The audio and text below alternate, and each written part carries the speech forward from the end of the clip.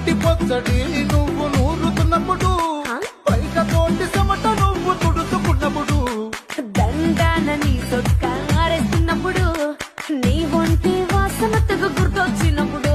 రెండు చేతులకి జుట్టు ముడిసినప్పుడు జండు కత్తుకొని పడుకున్నప్పుడు అలసిపోయి నువ్వు ఆవలించినప్పుడు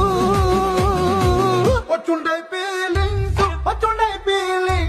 వచ్చి వచ్చి చంపేసి